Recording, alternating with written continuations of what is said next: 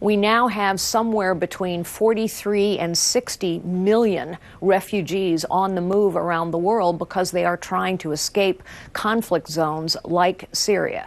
The United States, I believe, has done its fair share in terms of humanitarian aid.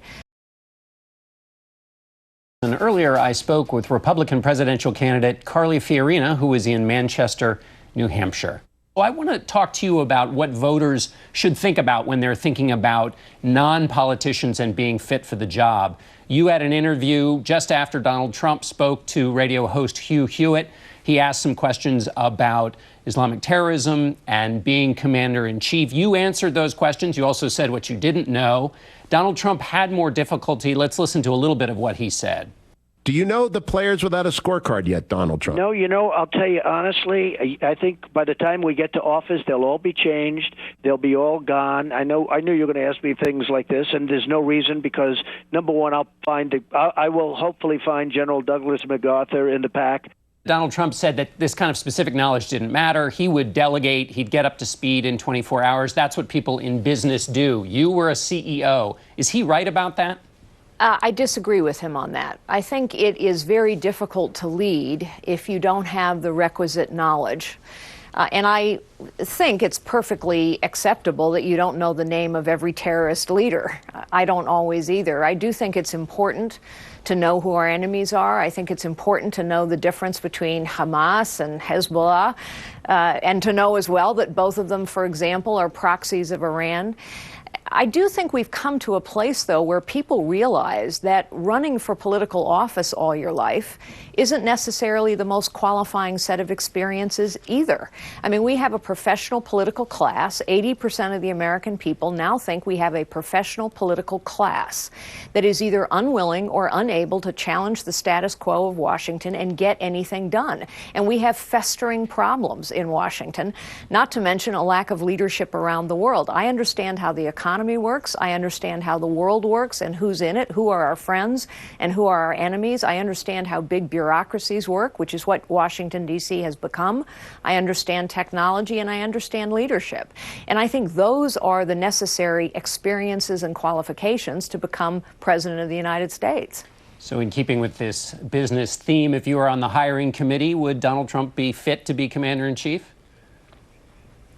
Well, that's not a question for me. That's a question for the voters of this country. I am most definitely fit to be commander-in-chief, and that's why I'm running for that office. I'd like to ask you about Hillary Clinton's server. In the interview she gave to Andrea Mitchell, she said it wasn't the best choice having her own private email server, but she also made another case. And she said basically she came into office, there was a lot going on, a lot to be focused on, and she wasn't really paying super close attention to the formation of her email server. As somebody who has also been in a top post, who's had to drink from that fire hose, do you find that explanation plausible?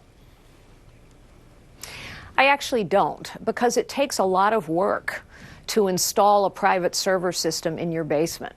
It takes a lot of work to make sure that you are having the right connections to conduct both personal and professional business over that system. We know, for example, that she hired into the State Department a political operative who had done IT work on her campaign and for her PAC, and that IT operative was paid $5,000, not by taxpayers, but by Mrs. Clinton herself, to do IT work on that basement server. So that actually takes a lot of work and a lot of effort. And so I don't think it's plausible for her to say, oh, I wasn't paying any attention. She clearly was paying attention. Other news from the week I'd like to get your reaction to, which is the migrant crisis, the refugees, these pictures we've seen. What is the U.S. role in this humanitarian crisis? Well, those pictures are unbelievably heartbreaking.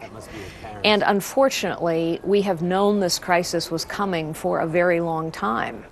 This is an example of what happens when the United States fails to lead. President Obama had options in Syria 3 years ago, and he failed to exercise any of those options.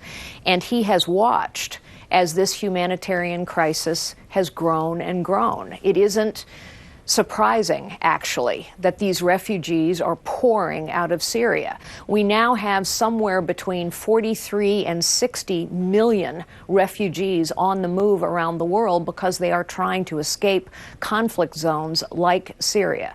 The United States, I believe, has done its fair share in terms of humanitarian aid. Certainly, the United States has not led.